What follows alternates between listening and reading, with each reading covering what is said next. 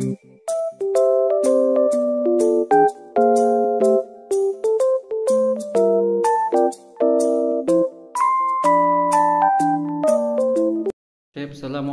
warahmatullahi wabarakatuh.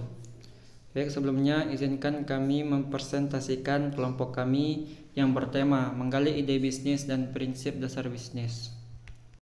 Baiklah, sebelum memulai presentasi, anggota kami terdiri dari Muhammad Ramadan, Tiara Damayanti, dan Putri Venia.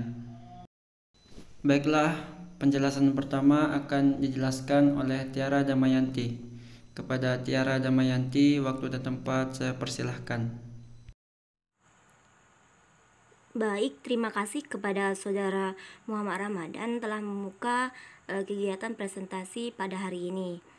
Di sini kita akan membahas mengenai menggali ide bisnis dan prinsip dasar bisnis.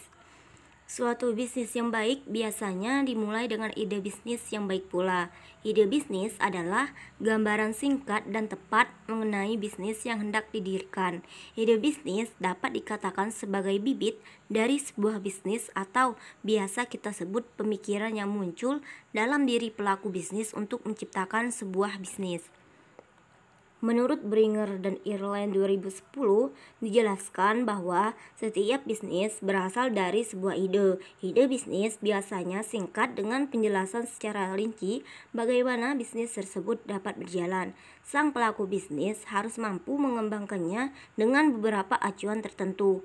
Berikut 4 poin penting yang harus digunakan oleh pelaku bisnis untuk mengembangkan idenya. Yang pertama, produk atau jasa apa yang akan dijual. Maksudnya di sini adalah pelaku bisnis harus mengetahui dan paham apa yang akan ia tawarkan. Yang kedua, kepada siapa produk atau jasa yang akan dijual.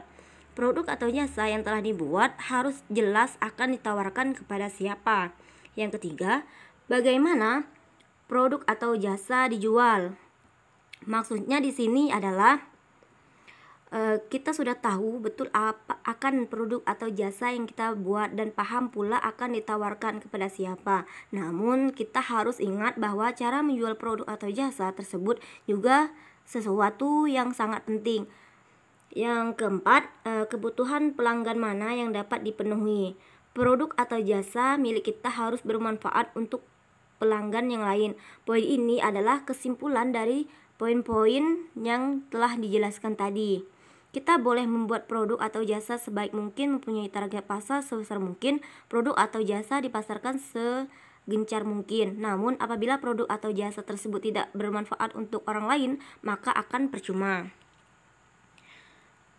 Kemudian menciptakan ide bisnis. Menurut Bringer dan Ireland 2010, terdapat beberapa cara untuk memancing atau menciptakan suatu ide bisnis yang handal. Berikut dijelaskan cara-cara yang cukup sistematis untuk membangun pola pikir kita untuk mendapatkan inspirasi untuk memancing atau menciptakan suatu ide bisnis yang handal. Dalam hal ini akan dijelaskan oleh Saudari Putri Venia. Baik, terima kasih kepada Saudara Tiara Damayanti. Di sini saya akan melanjutkan materi tentang menciptakan ide bisnis. Ada 4 macam. Yang pertama itu ada brainstorming atau curah pendapat. Curah pendapat tersebut untuk memecahkan suatu masalah atau ide baru untuk memperjelas atau menyederhanakan suatu ide tersebut. Brainstorming berupa proses meminta setiap anggota kelompok untuk menuliskan ide atau masukan mereka, lalu meminta mereka menyerahkan ide itu secara bersama-sama. Terus yang kedua itu ada focus group. Focus group yang dimaksud adalah sekumpulan orang yang mempunyai karakteristik berhubungan berkumpul untuk membahas sebuah ide baru. Orang-orang tersebut akan lebih dekat satu sama lain karena latar belakang mereka sama. Terus yang ketiga itu ada perpustakaan dan internet. 2 hal di atas merupakan sumber utama informasi di zaman sekarang. Meskipun internet lebih banyak digunakan karena kepraktisannya, namun perpustakaan juga tidak sepi pengunjung. Dari sini biasanya ide bisnis muncul mulai saat kita serius mencari informasi atau bahkan saat santai menikmati informasi tersebut. Terus yang terakhir itu ada customer advocacy atau boards, atau bisa kita sebut dewan penasehat pelanggan. Biasanya dimiliki oleh perusahaan-perusahaan tersebut. Terdapat dewan nasihat customer yang bertemu secara teratur, mendiskusikan kebutuhan, keinginan, dan masalah sehingga dapat memunculkan ide bisnis baru. Karyawan dari sebuah perusahaan menghabiskan waktunya bersama customer perusahaan tersebut. Hal ini sangat efektif mengingat karyawan bisa langsung mengetahui keluhan atau permintaan customer untuk kemudian diberitahukan kepada atasan mereka. Selanjutnya, pemilihan ide bisnis. Bisa kita lihatkan di situ ada 3 lingkaran. Yang pertama itu ada lingkaran yang berwarna hijau, itu artinya ide yang sangat baik. Yang berwarna biru itu ide yang baik. Terus ada warna hijau muda, itu ide yang tidak potensial. Materi selanjutnya akan dijelaskan oleh Muhammad Ramadan. Baiklah, dari slide ini kita tahu bahwa bagaimana menguji ide bisnis. Yang pertama dengan kekuatan, yang kedua dengan kelemahan, yang ketiga kita dengan peluang, dan yang terakhir dengan ancaman. Bagaimana ketika kita melakukan bisnis, apa ancaman yang akan kita alami ketika kita melakukan bisnis tersebut.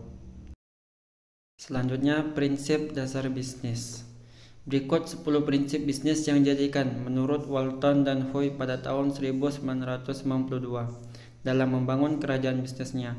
Yang pertama, selalu berkomitmen dalam bisnis.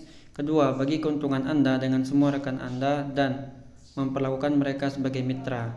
Ketiga, memotivasi mitra Anda. Keempat, selalu berkomunikasi dengan mitra kerja. Kelima, menghargai rekan kerja. Keenam, rayakan kesuksesan Anda. Ketujuh, coba minta masukan yang baik dan buruk dari para karyawan. Kedelapan, selalu memuaskan pelanggan. Kesembilan, harus bisa mengendalikan biaya pengeluaran Anda lebih dari kompetitor. Dan yang terakhir, coba cari ide yang berlawanan. Baiklah, sekian presentasi dari kami. Lebih dan kurangnya saya mohon maaf. Kepada Allah saya mohon ampun. Billahi taufiq wal hidayah, wa ridha wal inayah. Assalamualaikum warahmatullahi wabarakatuh.